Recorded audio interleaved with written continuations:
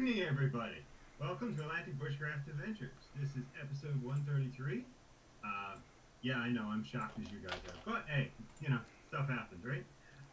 Tonight we're going to talk about bushcraft and kids, and what are some bushcrafting things that we can do with our kids, especially, or newcomers really in general, but especially younger ones, especially the first few times out. What are some things we can do to make it fun, exciting, get them hooked on the sport of bushcraft? Because today I feel like calling it a sport. Generally it's a lifestyle. Today it's a sport. We're gonna figure this out. So that's the gist of what we're gonna do tonight. I think me and Robert have a few ideas. We have a little bit of experience with kids between us. I think we've raised 4 or 5 each. Okay, maybe that's an exact. No, actually, you got 3. Yeah, we got 5 between us at least. The 5 between us, and I helped raise like my little brother, and and that's I'm fair. Still raising myself. I'm not very successful with that one. He's a bit hard to get along with, but I'm getting there. He's improving. He's much better than he was when I started trying to raise him. That's fair. That's fair. But yeah, so I think it's a good topic. I mean, most of us out there that are, I don't know, let's go with late 20s, early 30s and beyond, probably either thinking about kids or have some kids of our own, or it's at least something we're going to be involved in at some point on our journey. You know what I mean? Be it our kids or friends' kids or siblings' kids, family, whatever the case may be, right? So, I'm just about finished the advertising here, because and as I normally do, I completely buggered it up and didn't get it all done. Well, is that what you want to call us? Professionals. We are professional something. We are professional somethings. We are both professionals in our career. Or at least we pretend to be. Okay. I'm feeling a bit silly tonight, but that's okay. It's okay. It's Wednesday, the week's half over. I'm excited. I might get out in the woods. I'm going to take my daughter, so we're going to try some of this stuff this weekend, hopefully. So, do we want to just jump right into this? We want to do more intro? I mean, there's a few ways we can go with this, but I see someone moving on the side. Yeah, old Mellie's going to be joining us tonight. I was just wondering if she was going to sneak over or not. As our listeners probably know, if they've heard some past episodes with Melissa on it, Melissa does do early childhood education as her profession, and I mean, she's into bushcrafting too, so who better to have an idea of, bushcrafting things for kids, right? Yeah. Well, I don't know what's going on with this in the background on Facebook, but anyway. Ding's already happening. I think you have ideas flooding in on you. No, I was trying to change the topic and it wouldn't load for me. But anyway, that's neither here nor there. We're good to go. We're good to go. Okay, so, like I said, bushcrafting and kids. No better time to get people into bushcrafting when they're young.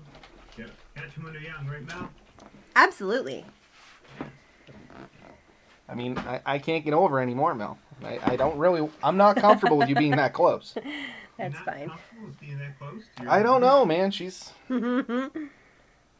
I can't talk freely right now. I mean... But anyway, yeah. So, a little silly tonight, but a good topic. Hey, everybody that's joined us there. Steve, Troy, I'd rather be outside. Welcome to the show. I did post this over to the Nova Scotia Bushcrafting site as well, so hopefully a few of the folks from there will join us. Ben, audio is bad. Can hear Robert, but Ben sounds like he is in side of glass. All right, hold on. We can... You're in a glass cage of emotions, Ben. Emotions. How's about that? Is Ben coming in better now? We have the technology to boost his gain and make him sound like a rock star. So I think you're good now, Ben. You think so? Well, okay, don't let us know it for your sure. Your audio thing's flickering, and that means... that I'm getting something? That means it's got to be better. I mean, the more flickering, the better it is, right? So... I love your logic, buddy. Okay. So, Mel, do you want to start us off? What's your favorite activity to do with kids in the woods? Just be outside. Just be outside. Honestly. Kids benefit so much just from being in nature that really you don't honestly even need to plan any kind of an event or activity because they're happy to just dig in the dirt and look for literally anything. So that's usually where I start with kids and just see what draws their attention and their curiosity and then go from there.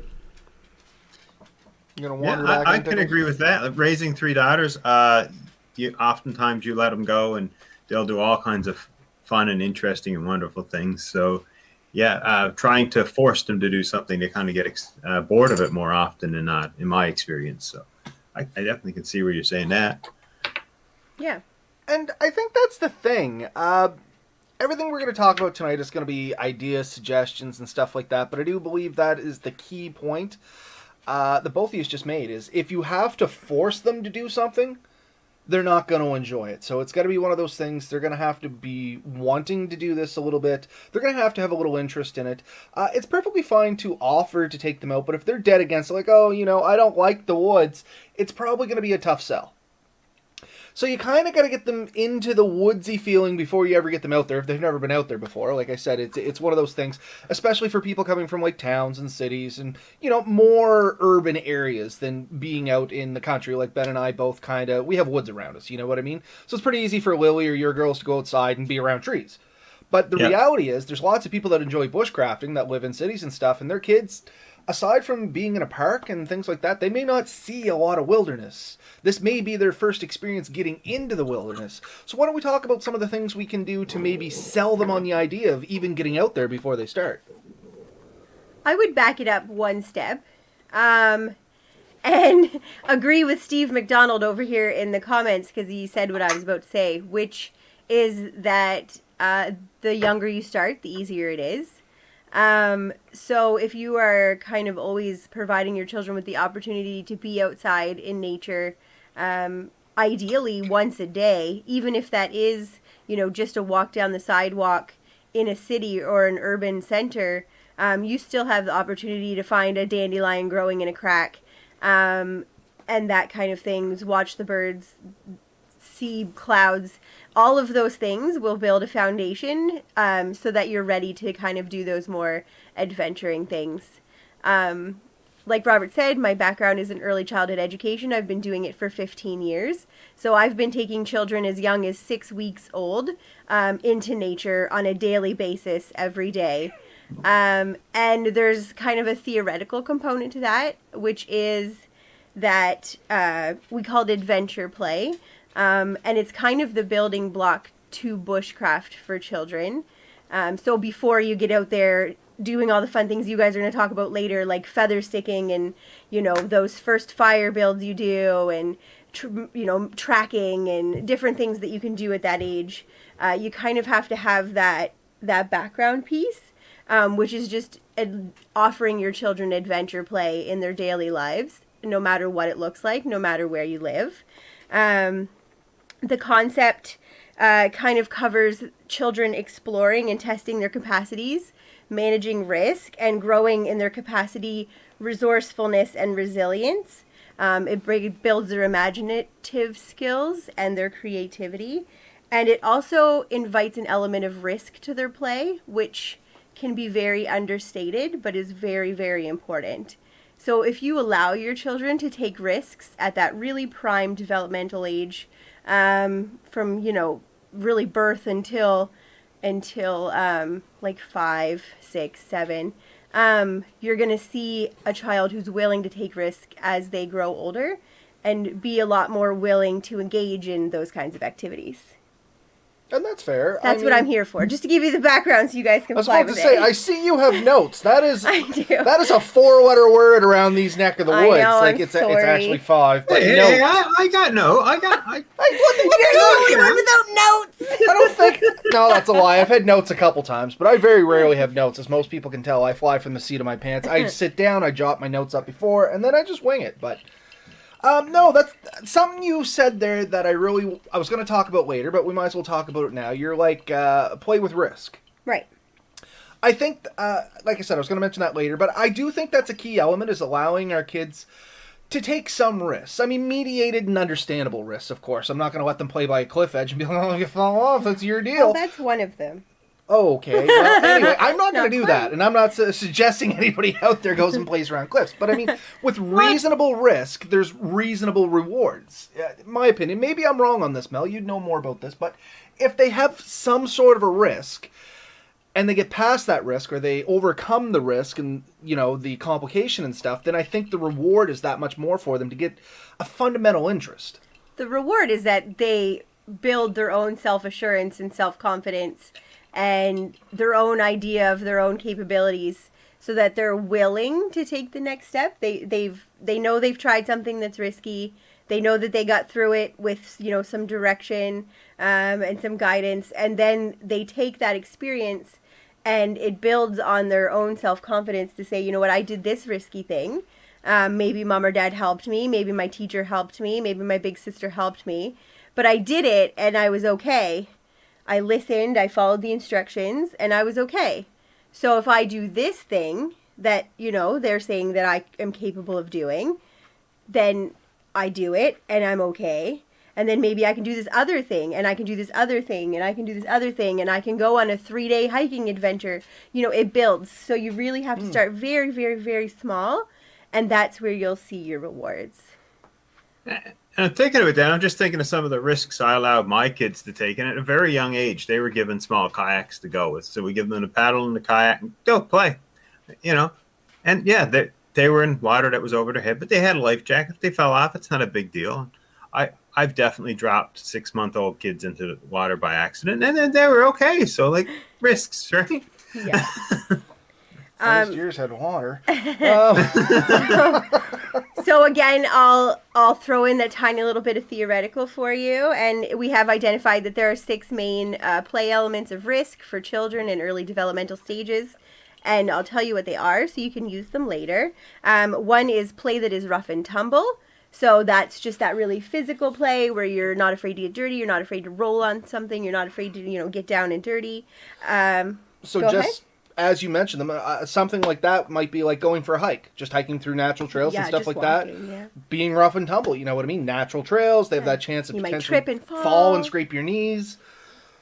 Things like sledding, rolling down a hill. Yeah. Perfect. Yeah. We've all done rolling down a hill. Like, so fun. Speak for yourself. I get motion sick. I can't watch people do it, let alone accomplish it myself. what? The second one is play with high speed, such as running. So that could be rolling down the hill. That could be sliding as well. That could be just, you know, coming across a clearing and letting them just run. Just go. Just show me how far you can go. And not worrying about it, because I promise they'll probably tire themselves out and come back before they get too far. They usually do. Usually. Those ones who know their kids, that they're like, oh, my kid's not going to come back. Those crafty teenagers, man, they just keep going. No, the little ones, obviously. At teenage age, sometimes you're just tempted to let them go. Right? You'll find your way home. Hopefully you've put those small blocks in place that they now know navigation, and they can come back. There's the risk. You don't know navigation. Navigation. Right? The third one is the one that you already talked about, which is cliffs, and the actual title is Play Near Dangerous Elements. And then that could include fire pits and cliff faces, anything that, you know, you might have that gut instinct of like, oh, you're going to get hurt. That's kind of when you really need to take a breath and really evaluate the risk benefit and see if it's something that you're just personally afraid of and that the child is not capable of, or if it maybe is something that they are ready for, and with some, you know, guidance and some instruction that they could be safe with. So could you use something like climbing a tree? Yeah, in that of as course. Well? Yeah. So I mean that's an easy activity. There It's is pretty easy to another do. one for And that too. That was in my head earlier, but when you mention like something that you personally might be afraid of and the kids aren't, water is a huge one, because I know a lot of family members who are afraid of water, and they're terrified because I let my kids play in and around the water with virtually no concern on my part. Like, my kids have been exposed to water since, well, they were born. We put them in swim lessons right away. It was the mommy and me one, and we go in and we play with them, and they do the games, and they have been constantly exposed to water right up to today. Like, they had swim lessons tonight, for instance, and they have canoes and kayaks that they play with at the cabin, and they're constantly exposed to water and swimming. But a lot of people are terrified by the water, and they will pull their kids apart. And the fear, what they do, in my opinion, and I'd like to see your response to this, Mel, is they instill that fear into their kids. So later on, they have this fear.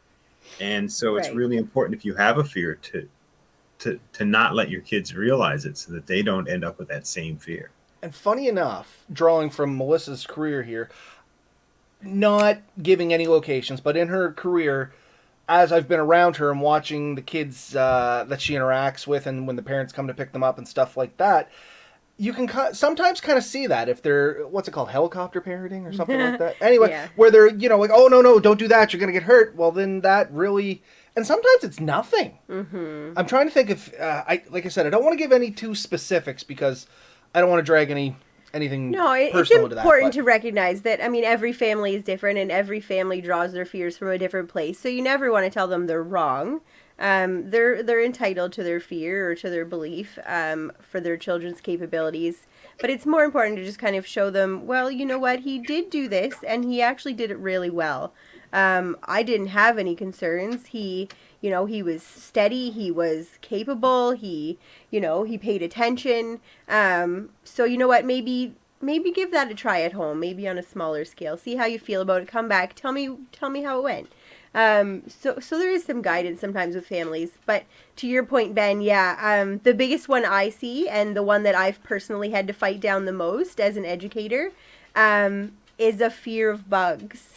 Different kinds of bugs, right? The first time that you see a spider in front of your baby and you're like, oh, it's a spider, you start scrambling around, running for the shoe, freaking out. I've seen Robert Nerf spiders. Right? And that's the one that gets the kids the most. You'll have these little tiny 2-year-olds who are, terrified of a spider. And why? There's no reason. They learned that. That's a learned behavior. Unless they've been bitten and they clearly identified that this was the culprit. Sometimes it happens with like bees and things. Once you get that first sting, it's real hard to get them past their second one. But yeah, a lot of that comes from the parents' fears just distilling into them. Well, to pull from a personal experience on that one, remember when we took Lily to the reptile or the bug thing in the mall? Oh yeah, the insectarium. Anybody that knows me any bit knows that I absolutely have I'm terrified, literally petrified of snakes. It is a gut-wrenching, paralyzing fear. And honestly, there was a snake there, and there was a woman letting people touch it and putting it on them and stuff like that. And I just swallowed it. Of course, Lily wanted to see it. Hold this little corn snake. So she was kind of very hesitant, and I still to this day don't know how I accomplished it. I reached over, touched the snake, said, oh yeah, Lily, things are fine. The snake's gonna not hurt you. Soon as she got good with the snake and her mother took over, I had to go throw up, basically. But it was that's the kind of thing, if I had been like, oh no, I don't want to touch that snake, she would not have had that experience with the snake. You know what I mean? Yeah. We have a picture of my daughters, at least the 2 older ones, when they had the reptile place there in Burnside, and they are holding this big, creamsicle colored anaconda, the thing is python or whatever. The thing is 25 foot long. It's huge, right? And they're holding it. And the thing is that big around. I swear, it was massive, right? And all the kids are out with their 2 hands in front of them, just holding it. It's a pretty cool picture. Sorry, buddy, I don't have that fear. It's an irrational fear. I don't know how something this long can unhinge its mouth and swallow me whole, but I'm convinced it will. But I've seen kids like my kids. I've watched them, especially when they were younger. They will gladly pick up spiders and ants and different types of bugs and play with them. And you're right, they can and will develop a fear if you kind of instill that into them and tell them don't touch that and do that. And sometimes it's kind of rightful because some insects can have some negative side effect or they're just not clean and stuff. But I tell you, in my opinion, when you give a kid a magnifying glass, there's nothing more fun than going out and looking at bugs and stuff with it, right? So we call them touching bugs and watching bugs. So the kids will be like, is this a touching bug or a watching bug? So the ones are pretty benign, like the little woolly bears and the little beetles and things, or ants or whatever. Oh, those are touching bugs, as long as you're using gentle hands and being kind to the creatures. Of course, we don't hurt the little creatures. The world has a purpose for everything. All the backstory that you build up to before they get there. And then it's and then you're like, oh no, that's a watching bug. Though that one has a stinger. Oh let's look at his little claws. We say, oh, some spiders bite. There's an awareness element there, but that goes towards teaching them some things are okay and some things aren't, and in that beginning stage, ask an adult, and then as they grow up, they can start to make some of those decisions for themselves. But yeah. So do we have touching snakes and watching snakes? They're all watching snakes, in my opinion. Watching snakes. So the next one is play with great heights. So that one is tree climbing. That's cliff. Yeah. Tree climbing is your big one for that one, as well as some cliff stuff. As you get older, some parents rappel with their children. So there's those kinds of things. If you're really into it. Skiing. I had a little 2-year-old. Several years ago now, but she was an avid skier with her parents. She started off on the little combo skis and very quickly progressed. She was honestly a natural talent, and that could be considered a great height. I mean, she rode the ski lift up the hill, and she did the whole thing. She was very, very capable. And she wouldn't have had that opportunity had her parents just inherently said, no, that's dangerous. We're not doing that. You're too small. I've been on the slope with small kids that are good at skiing, and it's honestly embarrassing. Right? I ski terribly, and they put me to shame. I was going down the hill one time. There's this little girl in front of me, and she couldn't have been in preschool even. No. And she sat down on her skis, and she slid down on, and she's going down the hill, Right. and I'm like terrified and doing the V all the way down. She's just doing like acrobatics. French fries the whole way. Like, you are a horrible child. Yeah. I feel so bad about myself right now. I know. The next one is play where children can go exploring on their own. So exploratory play. And that could be that field where you're just like, no, see you later, have fun. You can see them, but they don't necessarily know that. Children are great at finding hiding places that are very obvious. It's my favorite part about playing with children. They think they're, behind this stick, and they're like, oh, she can't see me now, obviously. But that sense of independence, that sense of, I'm alone, what could I do with my time and my energy and my body in this environment is something that really excites children and can really, really get them engaged very quickly. That sense of they think they're alone and they can do this on their own. It's really actually very fun to watch. Well, I mean, that's kind of bushcrafting in a nutshell. It That's is. a lot of reasons why we go out there, is the privacy of it. And you know what? That really hits home with me, because growing up, I grew up in the middle of the woods, so I guess I have no excuse. But we had, like, our range was pretty broad. Like, I could go a lot of places when I was young, and nobody seemed to be watching or caring. And I turned out perfectly fine. I think you guys will agree, right? I'm More or less. Anyways, You're fine enough. but I noticed, like, what? You're fine enough. Fine enough. Yeah, like, I'm okay. Yeah, I'm a functioning human being. But like, I noticed when I came here, like, to Nova Scotia and away from that isolated small community in Newfoundland, that like people are actually afraid to let their kids like out of their sight or out of the sight of their house or anywhere. Like they do not have the freedom that I enjoyed and experienced growing up. And I'm not trying to belittle anyone because of this, but I'm just like stating a bit of a fact here that's something I feel kids are really missing, is that alone time, that unsupervised exploring time where they really get to figure who they are and what they enjoy. And it's a hard one, because I've even seen, like, I know parents who had cops called on them because their kids were like literally just out of their sight. Yeah. There's actually, I took a picture of everything else except it. There's actually an infographic that I have from my recent training on outdoor and risky play. And it actually shows the circumference of a child's basic exploration zone from their home. And it's over the course of, a few decades. And your time, my time, Robert's time, when we were children, that zone of exploration was, encompassed several blocks. And now it's really like 8 feet around the house. It really is. And it's really disturbing. Yeah. Yeah. No, I 100% see it. My range probably was measured in kilometers. Right. Yeah, I can much think like of, my own. of places I used to go, and it would have been a couple of kilometers away from home. And when I was slightly out of kindergarten, I know I went multiple kilometers. Like, we would take our bicycles and go to a river way up by the railroad tracks. I mean, a long way away from town, and we walked into that river. And I've looked at it. It's a good walk. It would be a challenge for me and Robert today to do those same trips. Yeah, same here. Well, yeah, as a kid, I'm sitting here thinking, where the Kensieville Community Center was. Yeah. We used to ride our bikes to that from the Doors Mill Road where I grew up. And I mean, that has to be 10, 12 kilometers.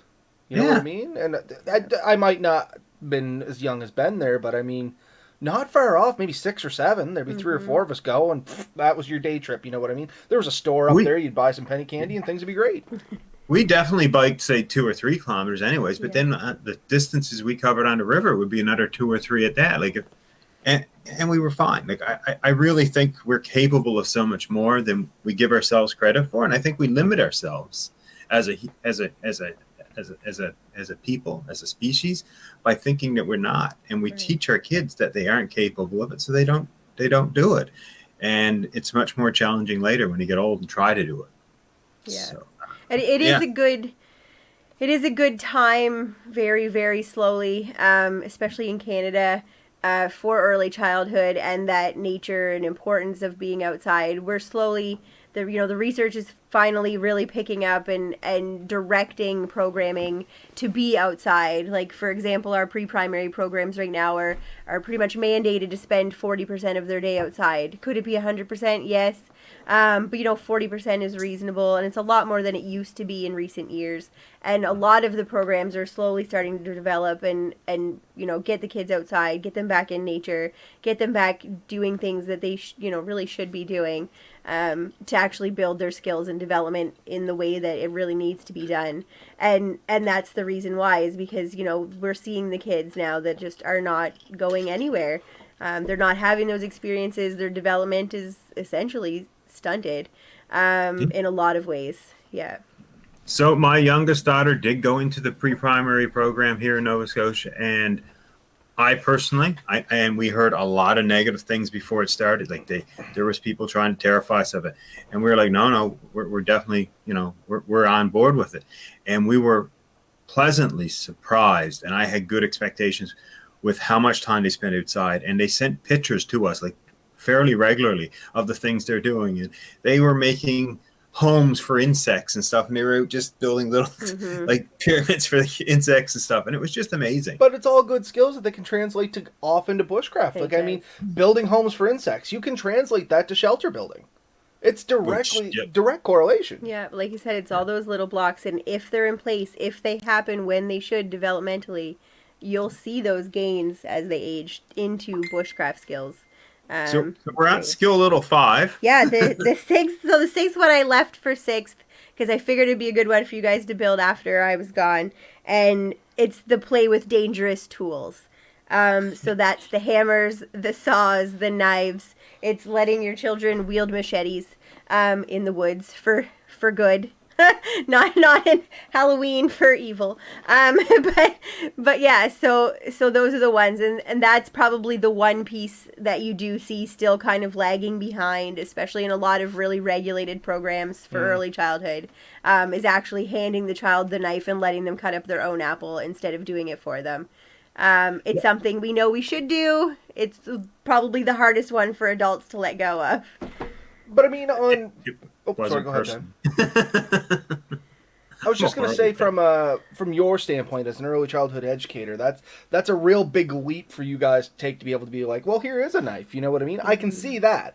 But as parents, I guess that's our responsibility to be like, all right, we're going to see how this goes. You know, here's your knife, here's an apple, don't cut towards yourself, watch your fingers, all that good stuff. But I mean, that's the whole risk and danger and reward. And so, I mean... They rarely, on just personally, my experience, they rarely cut themselves that bad.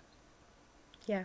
True. Right? They will cut themselves. And no doubt there will be blood. If when you give a kid a knife, it might not be the first day, it may not be the first week, but at some point in time, after you give anyone a knife, there's a day when they're going to show up and there's going to be a nick on their finger and there is blood. But you know what? I don't remember anyone getting like I don't remember stitches for anyone that I can think of when we first gave them. My oldest, we gave them a knife when they were very young and showed them how to do carved sticks and stuff and taught them a lot of stuff. And one day I was out on the deck with her and she was carving a stick and everything was good. And all of a sudden she went really quiet and she walked away and she put everything down. I said, okay, she hurt herself. So I followed her around and sure enough, she had a tiny little cut on her finger and she was terrified. And she was way more terrified of how I was going to react than the fact that she cut herself. And I just said, it's okay. It happens. It's not a big deal. We put a Band-Aid on it. She was perfectly fine. She still has that knife today. She still uses it. She's at least twice as old as she was when she originally got it. Probably quite a bit more. Yeah. So. Yeah. And some of that, again, it's the skills building, right? It's using a plastic play knife to cut Play-Doh first. Mm-hmm. The problem is that's usually where it stops. You get like safety scissors, so you get like this much more of a step. And then it kind of really peters out with where parents are comfortable with going. So, you know, you gotta keep going. You gotta tell them the risks. You got to explain what's going to happen if, you know, they're not following the rules and paying attention. If they're not paying attention, if they're actively going against what you know is safe, that's where an adult needs to intervene. You know, we'll come back to this when you're ready. You're just not ready right now, and that's okay. You don't have to be, but, you know, we'll go back to Play-Doh. Right? So that's fine. Recognizing where you're at with your own child. But, yeah, introducing these skills at home, and I will tell you as an educator, we very quickly know who has some risk at home and who doesn't. I have one child currently right now who's actually enrolled in forest school one day of the week. He comes to me the other 4. And that child is very capable. Can I get enrolled in fire school? Right, forest school is amazing. Can we start a forest school? Yeah, we can. I've been looking into it. So that's another growing popularity trend. Forest schools are really picking up in Canada. They're getting a lot of accreditation. Terrible with that word for whatever reason. Accreditation. You reach out to me later, Mel. We need to talk. So it's actually starting to really start to fly, especially now that we have that research, like the little piece I've given you tonight. And it's filtering into our regulated programs. It's filtering into these new forest school applications. And you can tell the children who are engaged in those kinds of things from the children who aren't. And that's... And I'm assuming that's just even more. That would, if you can get your kid into something like that, that would even give them a broader. This sounds like the most fun idea I've ever heard. Yeah, I mean, I want to know more about this forest school. I'm not going to lie. So I think after the podcast, we're going to have a chat. Atlantic Bushcraft Adventures is going to start a school somehow. It's the next logical step. In the next 5 years, look for us. It's the next logical step. They won't let us do anything fancy because of liabilities and insurances and crap like that, but let's start a school with children. This sounds like it can't go wrong in any way, shape, or form. Should be super easy. Yeah. No qualifications needed. Absolutely no. Of course. There's some loopholes to jump through. Here's your complimentary recurve bow and Mora knife. Go have fun. Yeah, totally. But all right. That was exactly what I was thinking. But over with a fresh mind. But I mean, we won't put sharp arrows in the bow. And I mean, give them field points. How much damage can you really do with a field point? I mean, it's a little penetration wound. All my girls have bows. Yeah. I got one sitting behind me there somewhere. Oh, Lily has a cross. So here's, my 5-year-old. She got this. When did her grandparents get her this? I mean, Lily has a crossbow. I'm sorry to all the people who aren't watching this on video, but for those who are, this is Lily's crossbow. Awesome. And she knows how to use it. She actively loads it, come in, she fires it. Loads it, fires it. She keeps it out of people's faces. She just, I mean, they're the little, I might have one down there. No, I don't know where they are. That was one of the things, though, right? Like, you set the expectations, you set the guidelines. If you aim this at someone's face, it's gone, you're done. You can try again another day. And she did a few days. She kept losing her crossbow, and then she got the hint, and now she knows. Yep. She's like, okay, load it up. And she loads it up. She's like, okay, not at someone's face. And she Not at people. Not at people. And then off she goes. Yeah.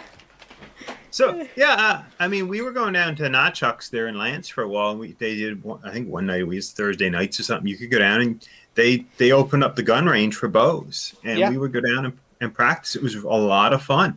And so the three of my girls had little bows. They were Canadian Tire jobbies, but they had like real fiberglass bows with field points on them, and we had a ton of fun with it. And you know what? My oldest daughter asked for this year for her birthday was a bigger, more adult bow, because those little ones, she's got the arm reach now that she can't pull the little ones back all the way. Like they don't go back far enough. Remind me of that again after the podcast. Okay. Nothing major. I just may be able to help you with that. Oh, okay. That sounds great. So, I mean, Danger Tool, I 100% agree. All this seems like common sense to me, and it's really surprising that, to me. Well, here's a quote for you, Ben, and so you probably heard me really. say it before. There's no such thing as common sense, only acquired knowledge. And I think that ability to acquire knowledge, as our generations are going on, has been more muddled. You know what I mean? It has. We've gotten It's been bubble wrapped. We've gotten very protective. We've gotten very defensive. We've gotten very close-minded there for a while, and all of a sudden, it's really starting to go the other way. It's slow. It's with some modification, but it is happening. And the more people that can build on that, like you guys, like me in my field, like the other educators that I work with, who are also doing a fantastic job with these things, it's starting to open it back up we can have some hope for the next generation or two to really benefit from that. I tell you, I'm pretty excited from what you've already said. I do have a question. Yeah. Is there other countries outside of Canada that we are looking at as good examples for this? There is. Because I have some suspicions. See, the thing is that I'm afraid to put my stamp on this without checking my research, because there's a few. I feel like it's like the Finland, Norway. They're kind of the ones that have been leading it. Denmark, that kind of little bubble of countries. I know some of the British ones have adopted some of it. Some of the Asian ones have a lot of outside skill building nature stuff. There's one particular school in an Asian country that was part of our recent learning that I just completed. I can't tell you where, I can't remember. But the school itself is all outside. It has a building, a structure. It's just a gigantic oval, an open air oval, and with like multiple layers. The center is completely hollow, and it's just basically just platforms that circle one another, and that's their school. They're basically completely free and open to the elements at all times. They're, under each platform, there's kind of, you can get out under it if it's the weather's inclement. But, basically their entire day, all day, every day is outdoors.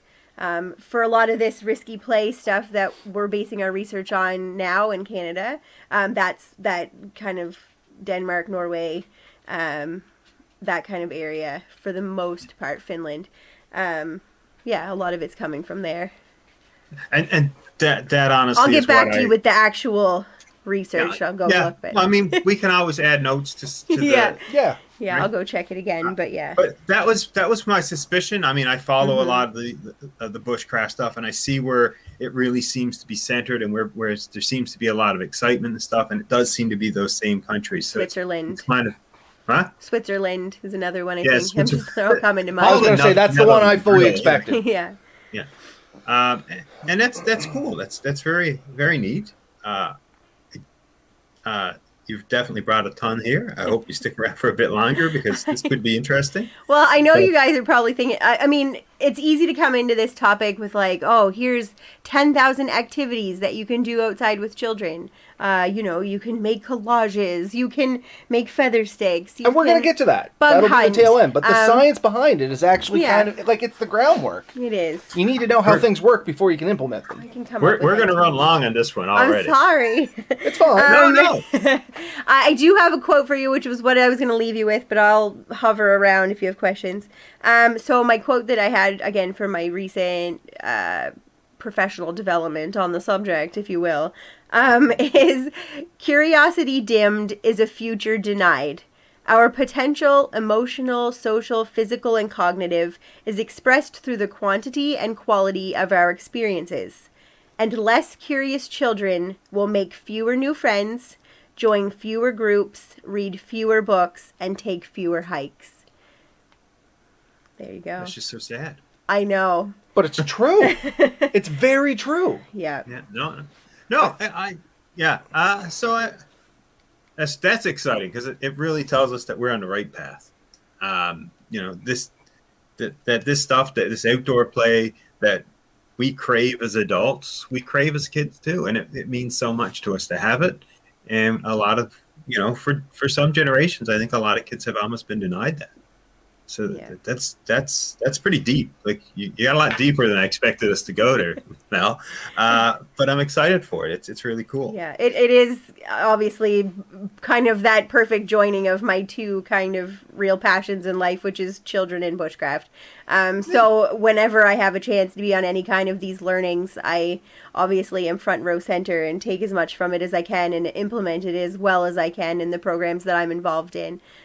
So yeah, I'm glad I could join in, and it's always something that's close to my heart. And if anyone ever has questions, feel free to ask us here at Atlantic Bushcraft Adventures, and I will help you out. Well, and Mel, like similarly, some of my passion right now, especially in the last few years, has been education. You know that I'm more into education right now than I've been for years, and bushcraft is. This is why we're here, right? So, yeah. I mean, what are we doing here? Who are you all? Well, where am I? Who am I? I wandered in from the street. I don't know who you people are. You started this, Robert. You made a foolish ad on Facebook, and look what you ended up with. Stuck with me for 2 years. Yeah, I see that. Steve had some great comments here, and I've been trying to save them down and come back to a couple of them. But just because you are probably going to be... phasing out slowly because I do know you got some other stuff to do. So Steve McDonald, Mel, you stole the show. Such awesome information, just fascinating. Thank you so much for sharing. I'm super enjoying this.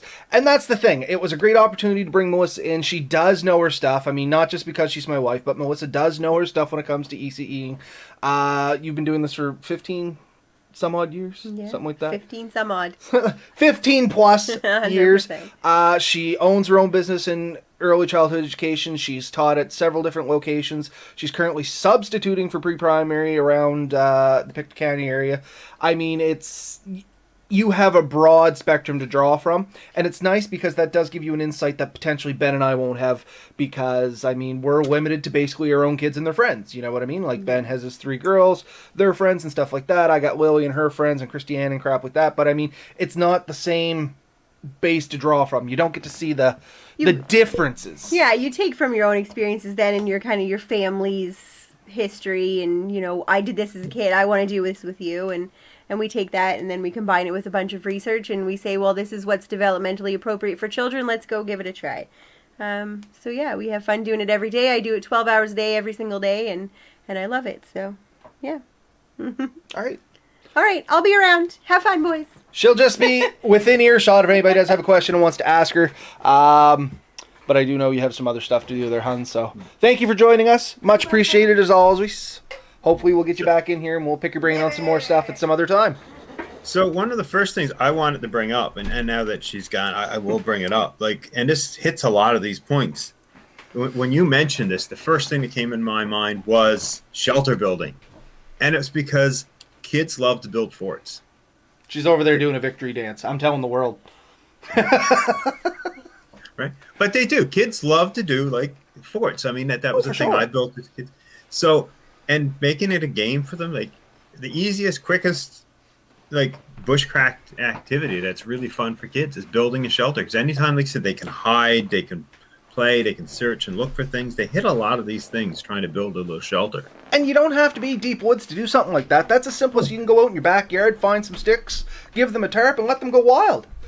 Like we've said in previous episodes, a tarp's a wonderful thing. You just let your imagination run wild.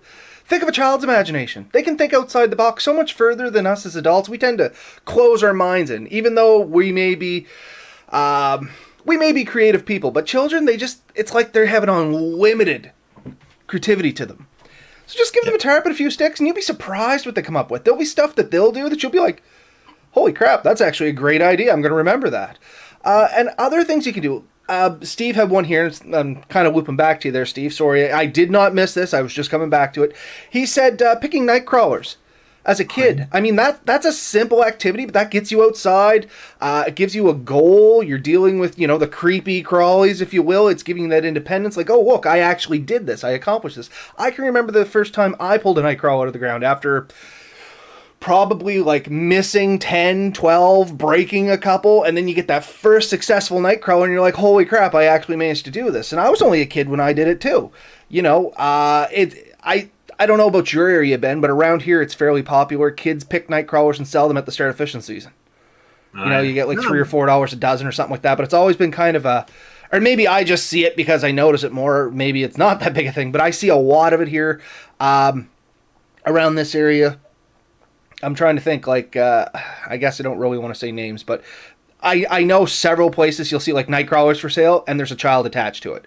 It gives them pocket money, gives them some responsibility. It's getting them outside to do something. So it's wonderful stuff. For us, it was just earthworms, but I mean, they're very similar. We didn't sell them, but I every time I went to the cabin, we had a bucket, and you used to go down to. We had a spot. You dig up a bit of dirt, and you fill it with worms, and that was your bait for the weekend. And I mean, it was an important thing for us because we were fishing all weekend. And that's another great activity. It's just fishing. Oh yeah, fish. Oh, kids love fishing. Give them a bobber and a piece of string. You don't even need a rod. Like just toss it out. They'll sit there for hours playing with that, and I really like that. And it's dirt cheap. Go to Canadian Tire, Walmart, and buy the little kids' rods. Way more fun than you would ever suspect. The kids might get to play with them after you figure out how fun these are. Because they're like 1.5 feet long, if that, and they cast a mile. They're just a blast. But the thing is, not only is it getting them out there in the, fishing around the water, they're doing some of the stuff Mel was talking about there earlier, it also develops things like hand and eye coordination. Because you have to be able to cast. They may try 4 or 5 times to cast into an area, and finally they get it and they understand basic physics. Oh, if I cast a little harder, it goes a little further, which, sounds like normal stuff, but to a kid that doesn't know this stuff, I mean, this is seeing something through a new set of eyes. Yeah. You know what I mean? Just and the timing of pushing the button and letting it go at the right time so that the hook actually goes in the water and not just falls behind them. Or they finish the cast and let it go and it just drips down in front of them. I mean, getting that hand-eye coordination, the timing down, it is a lot of fun, and it teaches them so much. And then when they catch that first fish, if they catch a good fish early on, they're hooked for life. Like now you just have a fish. No pun intended. No pun intended. It wasn't. But delightfully and kind of accept it. But I mean, those are just a couple easy things. Like you can go to U-Fishes, you can have hikes in parks. I mean, there's a wonderful park not far from you in Truro there, the Victoria Park.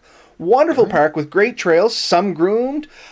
There's provincial parks everywhere like Taylor Head, Dollar Lake that have camping as well as hiking trails. These are places you can go for day trips or overnight, and you can really enjoy stuff, but you still get a lot of nice amenities. Like you have the shower there, you have the bathroom there. I mean, these are things that younger kids, that might be some of the hiccups they have is, oh, how do I go to the bathroom in the woods? And for a young kid, that's intimidating. You know what I mean? For a young boy, it's a little easier if they're going to go pee. You know what I mean? As males, we have that advantage. It's not that difficult. But for a young girl, that can be intimidating. You know what I mean? Especially if they're just learning potty training, not too previously. Like you're taking a 3, 4, 5-year-old and they just finished potty training like last year or 6 months ago or whatever, that becomes an intimidation factor. But if you can carry over the bathrooms and stuff, that's wonderful. Are you coming back in, or are you just wandering through? Just wandering through. But, yeah, So sorry. what did we just hit? We got forts, we got fishing, which was not on my list. Hiking. Hiking. Yeah, I mean, that's always good. And the thing with hiking is you can kind of make a game. I think with any of these, make a game of it for the kids. Give them a list of things to look for while we walk. Like, see if you can find a maple leaf. Identify a maple leaf. I have an I Spy game in here. Yeah. Oh, yeah. Yeah. I mean, that's the thing. With a hike, same as with a drive with kids. If you give them something to do, it's never as bad.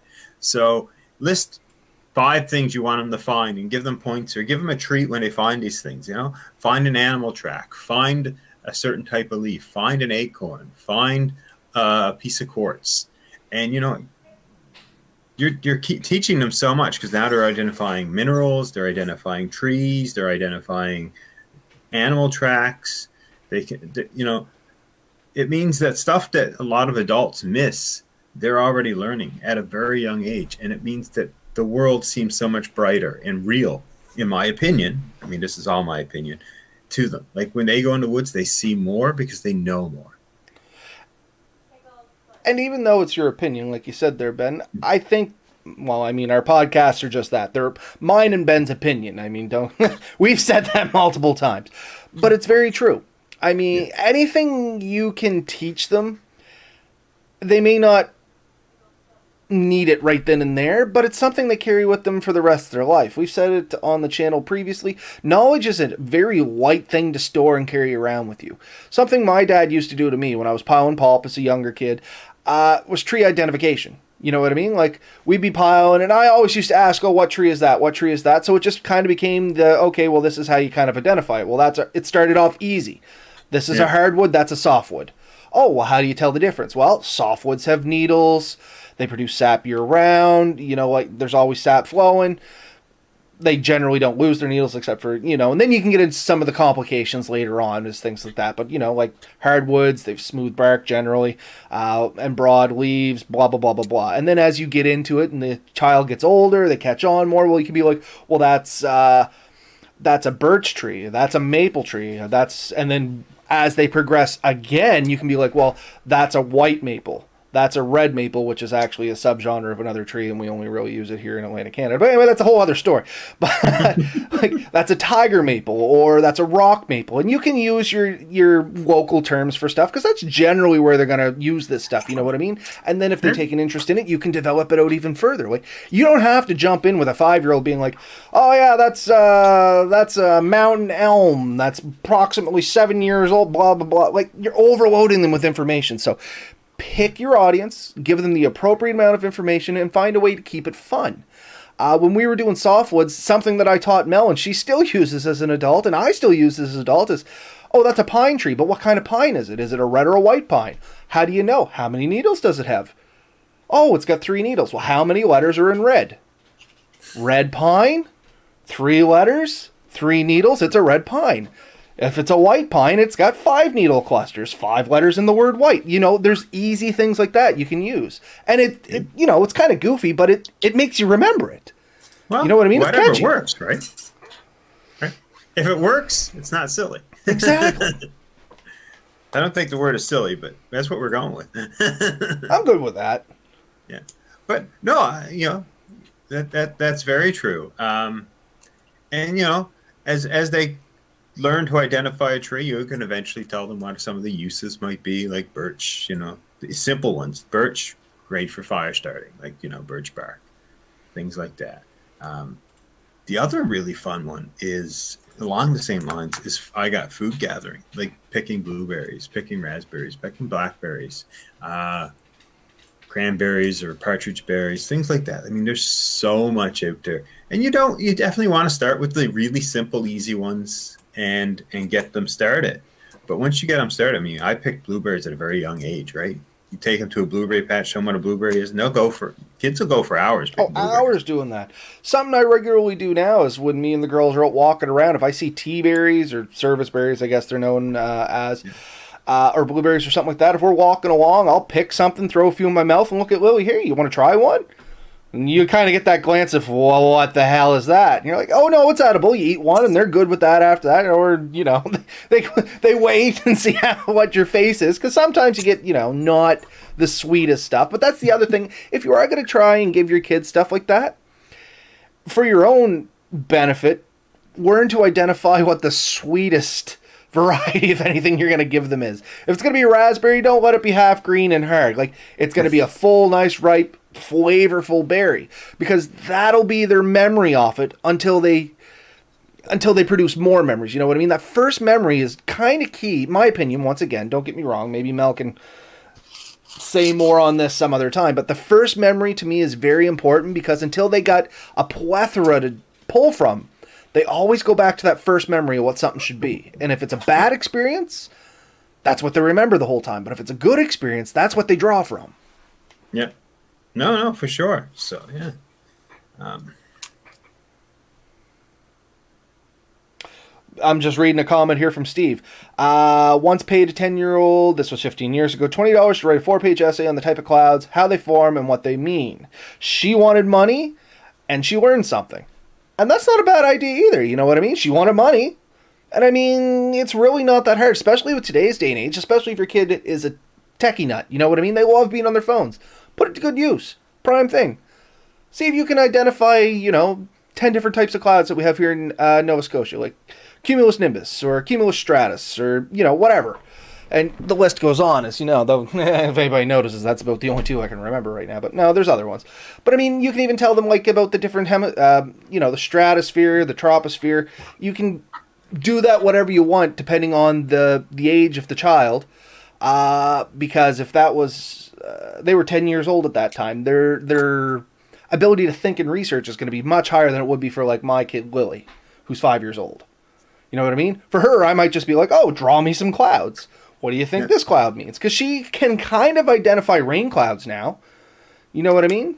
Yeah. Oh, yeah. Yeah. I mean, cloud identification was definitely not one on my list. And honestly, I'm really not good at it. But I'm always impressed by people who do. Like, and it can tell you what it means and stuff. Like, I used to be kind of good at it when I worked with DNR, because looking at the clouds would dictate a lot about what the weather was going to be. yeah. So I can look at a cloud and know what it means, but I can't remember the name of it. I'm somewhere in that range. Like certain things I understand, I look at and say, okay, I know, you know, I know that it's good or bad, but yeah, no, for sure. That's a really good one. Stars, you finding constellations and stuff, a similar idea, right? That's a great activity. Melissa used to be big into astronomy when she was younger. Her parents got her a big telescope. We still have it. We're hoping to set it up for Lily and get her into that. And I mean, once again, something really easy to do in your backyard. Because this is the other thing, is things get dark. Even if you're in a city or stuff like that, as long as it gets a little quieter, it kind of isolates you down enough that you can just enjoy the moment. You don't have all that noise and complication going on around you. So you don't have to go miles outside the city. You just got to go to a little quieter area and let them enjoy it. Yeah, and I mean, there's a couple of great spots around here that I'd love to get that out to do. I've wanted a telescope for years. Don't have a good one. I will someday. It's not a big deal. Yeah, so there. I mean, bang. Couple more good ones. I still got a ton of stuff here. Well, let's keep going, man. We hit our hour. We're coming up on our hour now, but let's just keep going. Said we were going over. Here's an awesome fun one, and it is a lot of fun, and kids love it. Geocaching. Geocaching is awesome because you can... Oh, okay. There was a noise, and I'm like, what is that? But I think it was my kid's door closing. Anyway, geocaching is great because you get the hiking, you get the hide-and-seek aspect. And you have the ability that you can tailor the difficulty of the geocache to the age of the children involved. I mean, there's geocaches I haven't found, and I've been out 3 or 4 times looking for them. Yeah. Yeah, some of them are hard, some of them are easy. But here's the other thing.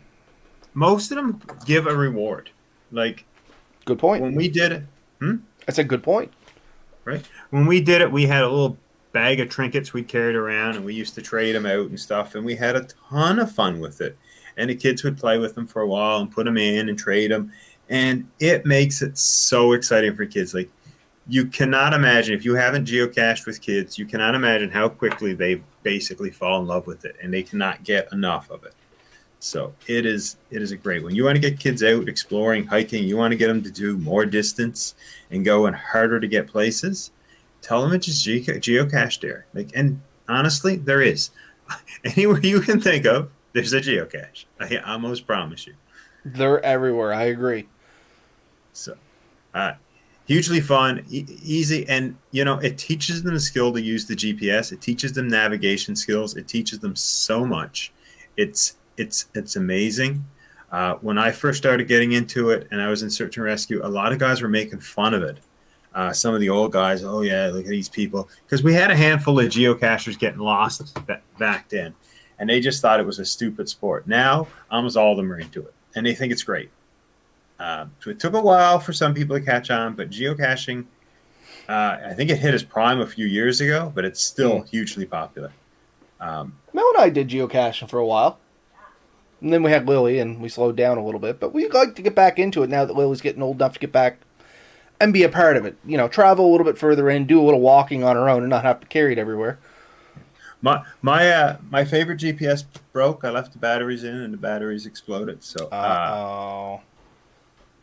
I do need to fix that issue.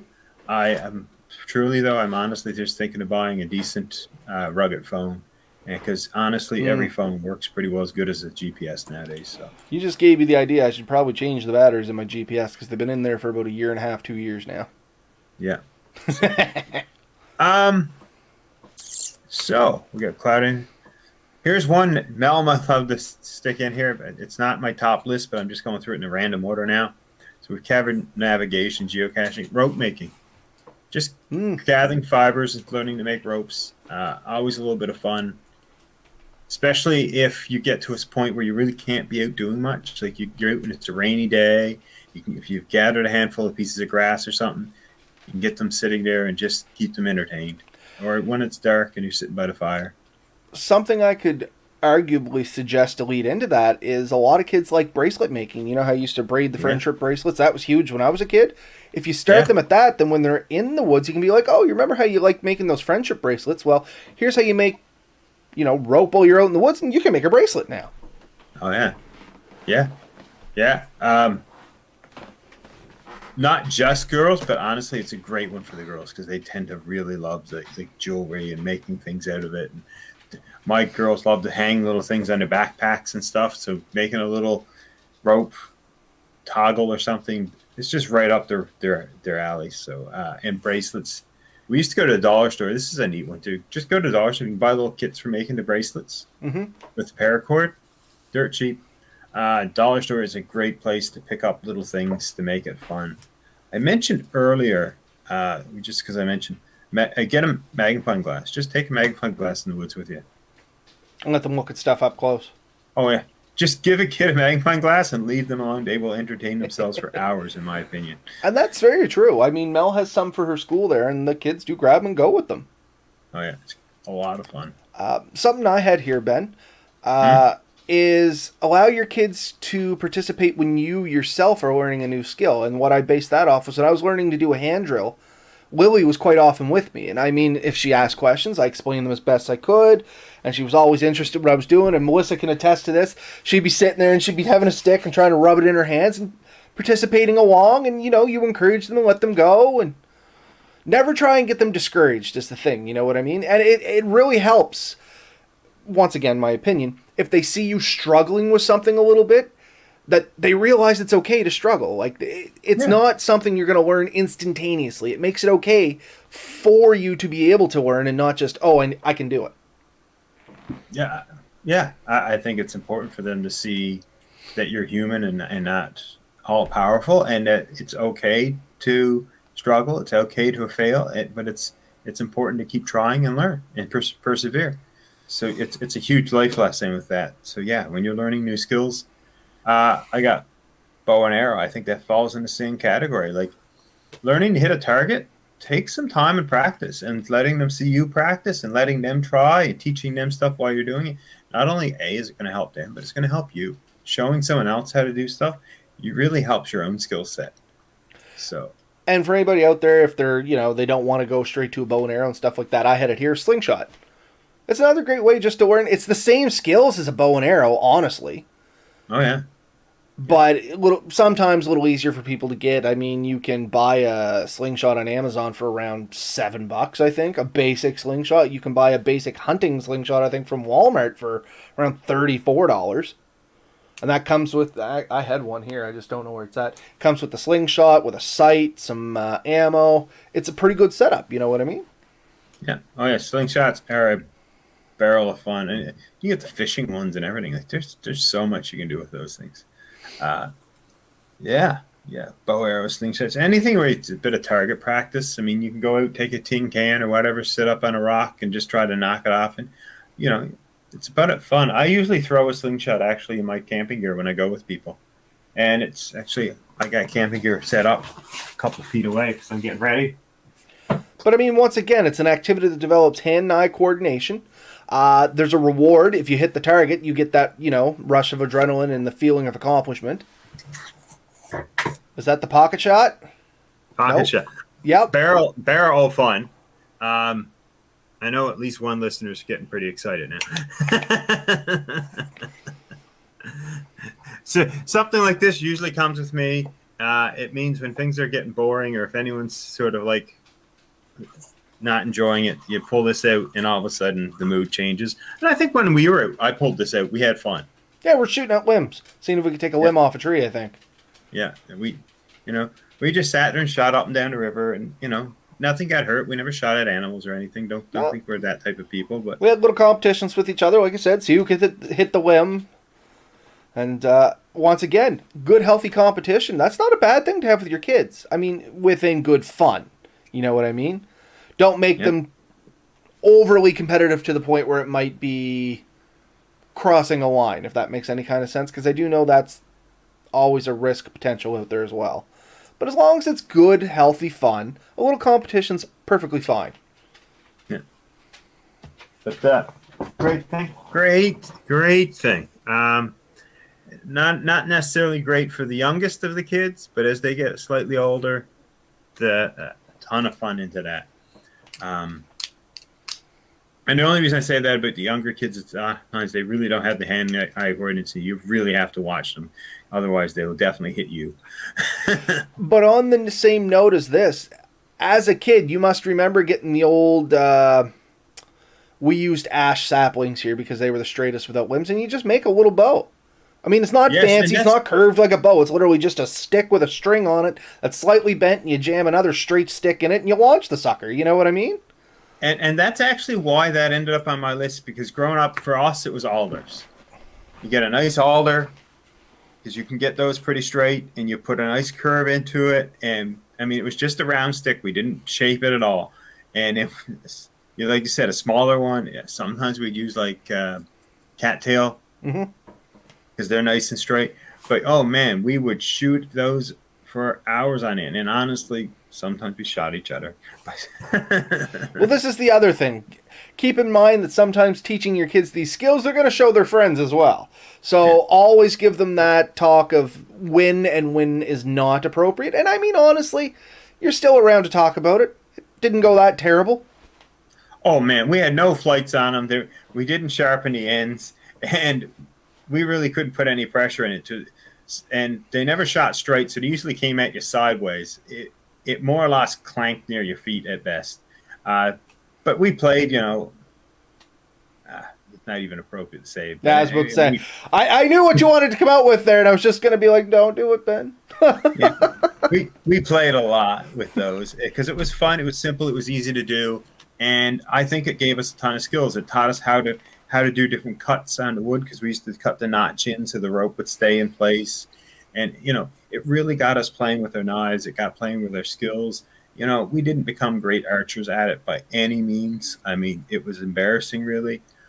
But it was so fun. Like, you can't knock it. Like, the fun we had, it was worth every moment of it. And I enjoyed it. And the skill, it teaches you a lot of skill because the first peoples to develop bows and arrows, and I mean, I think it's one of the first real ranged weapons that any culture created. I mean, it's created around the world. I mean, bow and arrow was used.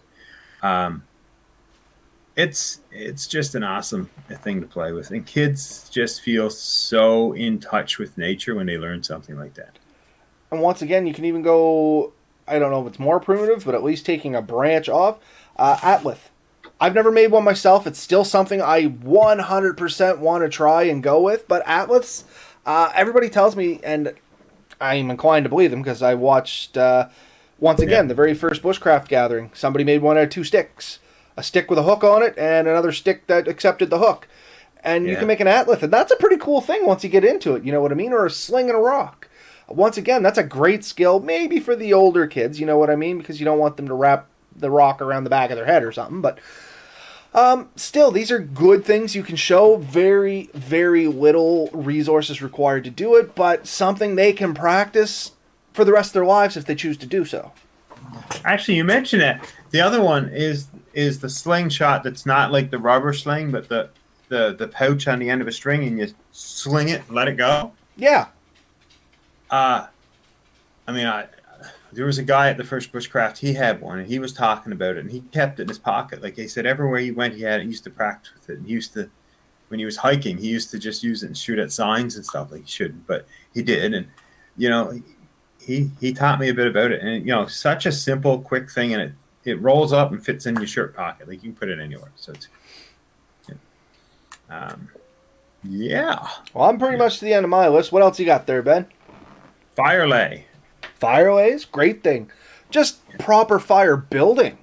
Yeah. Making them realize it's not just as simple as taking that match and throwing it in that clump of wood. Yeah. My daughters all pretty well are better at starting fires now than I am. I'm embarrassed to admit it, but I did teach them, and now they will. They have the patience. They'll go out and they'll pick the little sticks up and they'll lay them in place, and they'll get the small tinder and stuff, and they'll get it in place and they'll build it up, and they're very excited and very proud of themselves when they light a fire, which is great for me because it means now I don't have to light fires. They do it for me, and I just make sure that I'm there in case anything goes wrong.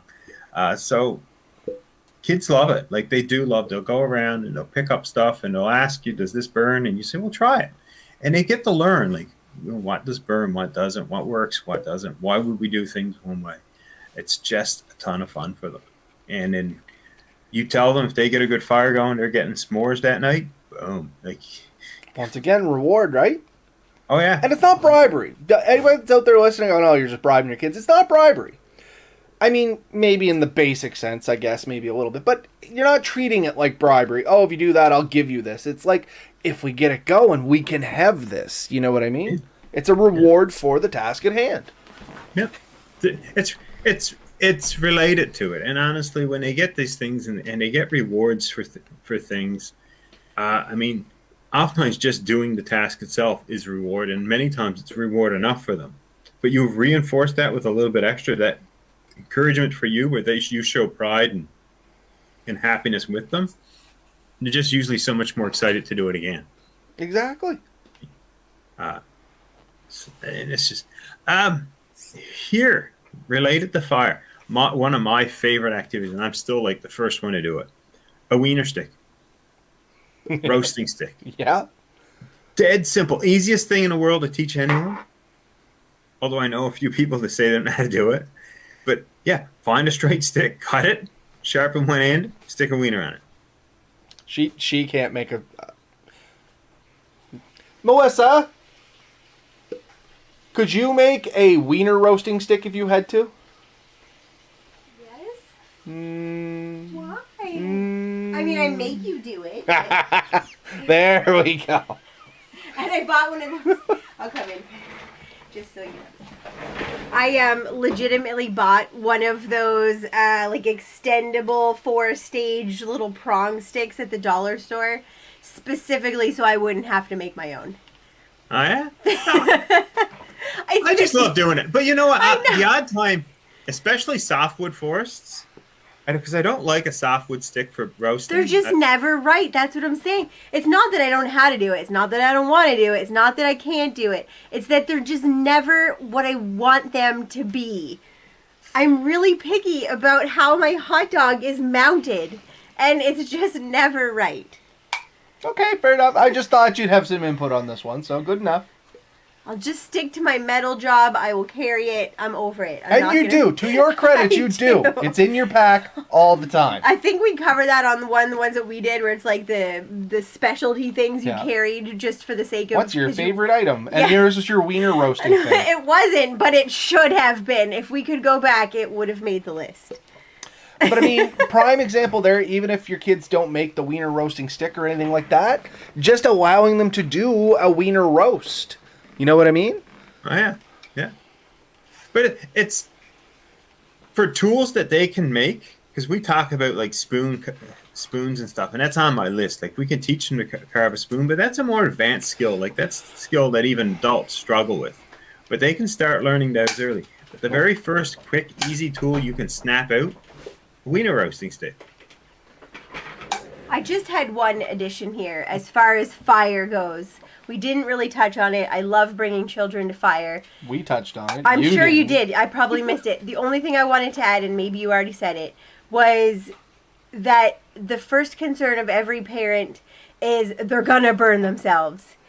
And it never happens. Children are not stupid creatures. They're gonna get hot first. Barring a slip and fall into the fire, which legitimately you need to watch out for, a child actually just being like, I'm going to touch the fire now, never happens. Aside from when Lily was first learning to walk, I don't think we've ever had the gate up around the wood stove. I really appreciated that. Because I did. Growing up, I believe fire all the time, and one time I reached in and grabbed the can out of the fire and burned my hands. Okay, yeah. But just like, ooh, shiny, I'm going to put my hand in the hot thing. Like, yeah, I didn't burn myself on the flame. I burned myself on hot objects in the fire. And that's a children's inability to look at cause and effect from several variables at once, right? There's the thing I want, I'm going to get the thing I want. Never mind the fact that it's in a fire. So that's a legitimate concern. But yeah. But what did you learn? Did you grab the can a second time? This is a legitimate question. Did you learn? We don't need to talk about this. Oh, no! You're just destroying all the principles of childhood development. And went back for the can 38 times. It was not the last time that I burned myself out of something in a fire. But in my defense, I've played with fire for an awfully long time, and I experimented with a lot of stuff using fire. So I rarely burned myself very bad. It was never a big deal, and it never scared me away from it. But yeah, you may get burned if you play with fire long enough. I think you're probably going to get a burn. It's not the end of the world. I have an unpopular opinion, and that is that roasting marshmallows is actually one of the most dangerous things that you could do with children and fire, because their first instinct is to blow on the marshmallow when it's hot. And if that marshmallow comes back on their face, it sticks and causes horrific burns. It is probably one of the only things that makes me nervous, is children blowing on marshmallows. My rule is always like, you'll need to hold it out here and blow. Do not put that near your face. Very scary. So my mother used to have a rule. She hates metal roasty sticks. Well, we're going to have a chat. And I'll tell you why. Kids get burned with metal roasting sticks way more often than they ever will with a wooden roasting stick. For sure. And so we were camping one time. I think we were at the cabin, actually, with my kids. And Scotter was there. And we had taken a couple of roasting sticks and just left them in the fire to clean them up, which we do.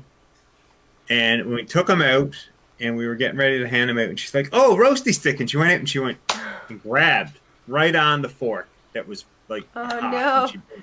She burned her. And like mom's like, see, my point proved. Yeah. And it was. And so I usually, like I said, I love cutting it. If I can find a nice alder or something, I cut a nice little roasty stick, and you can vary the length and all that. And kids tend to like them too. So there is something to be said there. Metal sticks do have some risks. They do stay hot. Yeah, they're a lot more stabby too. I mean, I'd much rather my kid poke their face with a wooden stick than a metal tong. Stabby, I love that. That's great. Great term, stabby. Yeah. Yeah. So there's that. That was that one. I think we've covered most of them. Just before you go over there, Millie. Yeah, like I said, I already kind of blew through my list. So, I think we gave a lot of ideas there. Do you have some more on your list there, Ben? Not really. I We mean, we talked talked about about food gathering. I mean, you can expand it even more. We talked about fires. We talked about different sports and stuff, fishing, bows. We talked about building forts and shelters. I'm just covering it all. Navigation with the geocaching and stuff. I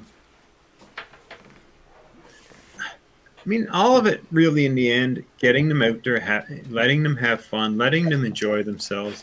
And I think what Mel started off with maybe is the best thing to leave off with, though, is just letting them discover it themselves and being there to support them when they need it. Kids Do you have on any their closing own. thoughts while you're sitting here, Melly? She's still working in the corner there, so I might as well invite her in for it. Actually, Ben's point was my point. Just beyond what we know about risky play for children is what we know about the role of the educator. And in this facet, that could be the parent or, the big sister or the educator or whoever. So whoever's taking them out in the woods, your role as any kind of a guiding adult in a child's life, from what we know back to the theory, is to be an observer, an active observer. Your first goal is observing.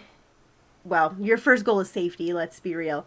But that's the, the really obvious things kids can't see around corners, being that, 3 steps ahead for them that they can't be in that stage. But safety, observation, and just being there to help them when they need it. And that's it. You are a supporting role in their story, and you just make sure that they know that they're capable and confident in their own right. Yeah, right. I got nothing to add to that. I think that's a great way to finish it. I'm sorry, it's your point. It's the same one you made, and it's totally true. I can't add anything to that either. Anything I will say would just muddy the waters on that. So, here, the last possible thing. Mel, when is too early? Because this is a question someone's going to ask. When is too early to get kid in the woods? Never. Never. So we shared the agree. story before that both us and your family had the youngest infants at the first annual Bushcraft gathering here in Nova Scotia. My child was in a full-on sling for the majority of the time. You saw me. I was walking around with my rainbow sling. So Lily has been in nature literally since, 3 days old. One of her first pictures, she's a Christmas baby. One of her first pictures after coming home is her laying in a snowbank in a snowsuit, fast asleep, just chilling, living her best, 2-month-old life. I don't even know if she was 2 months old. But yeah, I mean, she's been in the woods, in nature, in the elements, around all of those things. Since before. I have pictures of me very heavily pregnant, in the woods, backcountry, hiking, camping, overnighting, waterfalls, climbing, the whole thing. So never. Same thing with us. We've always camped with our kids. We've never thought that we couldn't camp because we had kids. But it's something I see all the time. People say, oh, my kid's only 3 years old. They're too young to be out there. I'm like, no. No. Where did you? Who told you that? Where did that idea come from? And if you think about it, if you went back 300 or 400 years ago, most people were actually born in more or less the wilderness. They would have been out there all the time. The creature comforts we have today are a much more modern thing. People were out in the woods from basically birth till death up until, only a few hundred years ago, and for most of the world. It's called nature for a reason. It's our natural environment. That word is derived from where we come from. That's where we're supposed to be. Every child has the adaptations and instincts built in to their body to make them capable in whatever developmental stage they're in with adult supervision. I don't think there's a time that a child shouldn't be outdoors. Yeah. And just to prove the point, you were saying about your kids near water. Oh, you found one. Yeah, Lily was only a couple months old here. Well, now what would she be? 8, 9 months. Yeah, well, she was born in December, so basically as soon as the water was. This born. Was literally the first day that it was warm enough to go swimming, and we were driving by, And we stopped at Park Falls, which is in Thorburn. We were looking at it, and they're like, I think you made the comment, oh, I wish we could take Lily down there. And I'm like, all right, Let's go. Here we went. I'm literally in the clothes I went to town in. She's in her diaper. Yeah, we had no preparation whatsoever. I mean, there might and there's waterfalls back there you go. behind that. And I mean, she's loving it. Oh yeah, no, they do. And I think the worst we got out of that was a leech. Was that it? I don't. Yeah, I got the leech. Yeah, She didn't. She was watching the fish. That's what it was. The fish were. They were those tiny little fish. Little minnows. Yeah. And they weren't biting her. They go after like the dead skin and stuff on you. You know what I mean? So they just kind of like tap your leg. And she was loving I it. thought it was so Absolutely loving it. I was actually trying to find one of her in the snowbank, but I have no idea where that's actually she's at. so little. I'll post that one. Later. Yeah, I was gonna say it's not on my photos. I don't think so. That would have to be on yours. That's how I got banned from Facebook the other day. Was trying to look through your photos. So. No, I kid you not. I got banned from Facebook because I was flipping through her photos too quick. Wow. I didn't know that was a thing. Yeah, I got put in I Facebook didn't jail. Either. I asked him why he was in Facebook jail, and he's like, I was scrolling through your photos too fast. Yeah, We, that's a thing.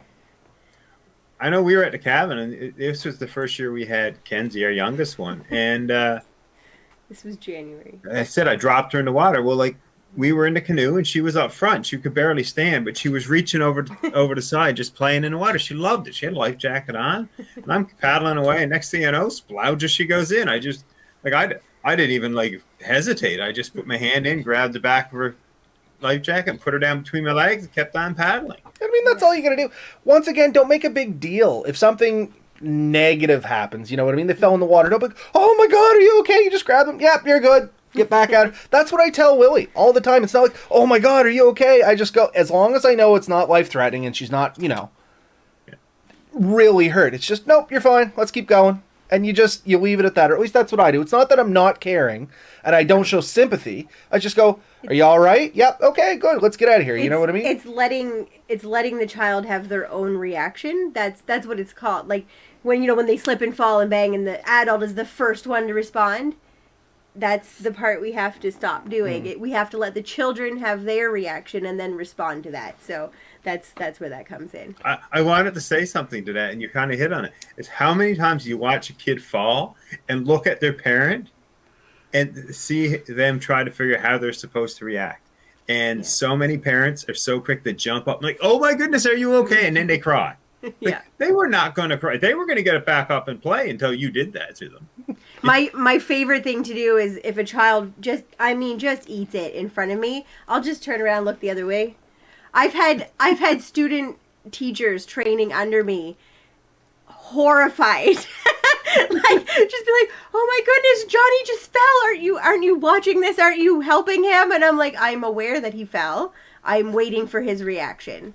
And they're like, you can just see it automatically. Their turns into, oh, that's something we can do. Yes, I'm still observing him. I'm still within arm's reach. I'm a medical first responder. If that child needs care, it's going to be me anyways. I'm on it. Yeah. But that doesn't mean I need to make eye contact with him right now while he's trying to work through what just happened to him and how he feels about it. That's not my business. That's his. I'll help him if he needs my help. I do this with adults on motorcycle courses. Right? I do it with 1-year-old You'll see somebody go down, and they'll all look at me, because once again, medical first responder, and I'm just like, and instructor. Okay. Well, it's going to go over? They're standing up. They're talking. It's an adult who can tell me if he needs medical Help care. them pick the bike up, and let's get back at it. He's conscious. That's what matters. We did find that picture of Lily in the snowbank. Yes. So this is 1 month, 3 days old. And she was fast asleep after one of the heaviest snowfalls we had in several years. Just living her best life in her piglet snowsuit in a snowbank. Just chilling it out. Chilling like a villain. Outdoors, in the sun, getting the vitamin D, loving her life. and that was my point. I think we've really hit on that. There's no age is too young. Any age is a great age to get them out there. The best time is now. You know what I mean? And that's the question you always hear. We talked about it at the beginning. How do I get my teenager outside? Well, did you take your 3-month-old outside? Did you take him outside when he was 1 year? Did you take him outside when he was 2 years? Did you take him outside when he was 5? What have you taught him about being outside? And she does not look distressed there at all. Like, she's groggy, but she's fine. And this is what I mean. Yeah. Parents do tend to helicopter to your parent a little point, bit. if they're a teenager and now you're trying to figure out how to get them outside. Oh God, we never let him outside. What do? He wants to play on the computer all day. I You can surprise, tell you why. surprise. You spent 13 years training them not to do that. Right? And now you want to change it? That's Yeah. going to take maybe 13 years to fix. You never upgraded him from his Play-Doh scissors. What do you want him to do? He's not prepared for this. Yeah. And I joke, I tell people this all the time, and this is me, this is father pride. Like, I'll put my 11-year-old against any boy in the woods. Any boy. Right? Go ahead, Have try at it. it. What? Have Right? at it. Yep. Right? She will fish with you. She will set up traps. She will set up tents. She'll do it all. Like, she's got no fear. She'll take the fish off the hook for half the guys. Like, you know. Yeah. So, there's no better sex in the woods. There's boys and girls are equal, in my opinion, out there. And I will put, her up there with anyone. Like, she's capable. The other two, same deal, right? Just Guy seems to be the one that's most interested in it. That's right. Yeah. And that's what we were saying at the beginning, too, is exposing them to it and then letting them guide how in depth they want to go. Right? There's some kids that are just naturally, that's just not going to be their jam, and that's okay. That's okay, too. Get outside, get fresh air, be in nature, yes, but, maybe that's not the child that is going to dedicate their life to shelter building, and that's okay. But I do get a kick, and I hear adults say this all the time. Like, I talk about, like, the winter camping I love to do, and you must have done this too, right? And how many adults say, "Oh, I can never do that." Right? Right? Well, no, you can. You physically can. That's where you're wrong. I guarantee. Can't is a fancy way of saying you don't want to because you don't want to put the effort in. Or you're scared. Oh or yeah, you're it's just, nerves, something like that. You know what I mean? Oh, I'd freeze to death. No, you won't. You You're have just gonna no prepare. experience to back that opinion up on other than, that sounds scary. Yeah. But I always get a kick out of it. Like, I could never do it. No, you can. You can definitely, like, I guarantee you I can take you, you'll enjoy yourself way more than you think so. Oh, I could never take 9 children into the woods with knives. I mean, I do it. It's fine. I haven't lost a finger yet. It's been going on 2 decades. Not I don't know. a We're whole all right. finger anyway.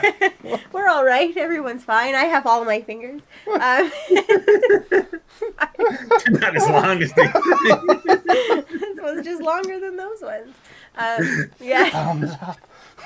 Yeah, right. Good job, buddy. Okay, we digress sorry, a little yeah. bit. Yeah, no, we're not poking fun at anybody. No, of course not. But my point is that accidents never happen as much as you think they're going to. No, and you can mediate them so much. and accept some By of them. building those skills. Accept your kids are gonna get hurt as long as it's within reason. And it's not way about harder us to- accepting it. It's about explaining to them, this is the risk. This is what might happen. When I take a child out with a knife, this is what might happen. There's a good chance you might cut yourself, bud. Are you okay with that? If the answer is no, there's no further pressure to proceed. They can observe. They can try it with the plastic Play-Doh knife. They can live their life. It's fine. But you have to set those expectations, and then when it happens, you'll be like, oh, all right. Well, let's go handle that. No big deal, right? Nobody ever loses a finger, except maybe when they do, and that's fine too. I mean, it happens. But it doesn't happen, is the point. One of the times, not even the first time, one of the times I took Skylar winter camping, because, it's fun. We had the little wood stove, little, tent stove, and she grabbed the chimney and burned her hand. Did it end the trip? No, we stayed another night. Like, that wasn't... And she went and cut wood. She did all kinds of stuff. Like, we treated the wound. We dealt with it. She was fine. Doesn't have to stop things. Like, people will stop way earlier and with less than they need to. Like, people are capable of so much more than they realize. Yeah. I actually had one child that I did some knife stuff with just kind of progressively over a few months in a program I was working in. And his favorite thing to say to me at the end of every, knife working session was, "I didn't even cut myself." and I'd always say, "Awesome job, buddy, but remember, it can still happen." So that was, this went on for months. Then, of course, the day came that he cut himself. Did he cry? Absolutely not. Was he concerned? No. He looked me dead in the eyes and he said, "Miss Melissa, it's happened." I said, not even missing a beat, "Oh, you cut yourself, did you, bud?" "Yeah. It's not too bad, though. I think I'll just get a Band-Aid and then just keep doing it." I was like, "All right, let's go. We'll get your Band-Aid, get you back on the field. Let's go." And he was fine. He knew his expectations. I made it realistic every time. He was like, "I didn't cut myself this time." "You will. Don't worry about it. You'll be fine." And it came. It happened. And he was fine with it because he knew. He knew it could happen. He was prepared for that, and he was fine with it when it did. So, yeah. Anyways, I guess we got to end this because I need to go to bed. Yeah. Part 2 tomorrow night. No. It's an interesting subject, and We'll once be again, if back. anybody has any further questions for Melissa, just reach out to us. And obviously she lives here. We'll make sure she gets the messages, and she is more than happy to answer stuff about that. And she is great with outdoor activities for children. Once again, with the original... it's not up there anymore. The original Nova Scotia Bushcraft Gathering, she had done some activities for children on that. You've been invited to do it again if we ever get back to doing the gatherings and stuff like that. But anyway, yeah. She's over there victory dancing again. As always, get out there, have some fun, take your young ones with you, and make sure they enjoy it. I know that I'm hoping to get mine out there on my next adventure. So, and when you get out there, let us know how it goes, what you did, what you enjoyed, what worked for you, what didn't. And hopefully we'll see you next week. Night all. Night all.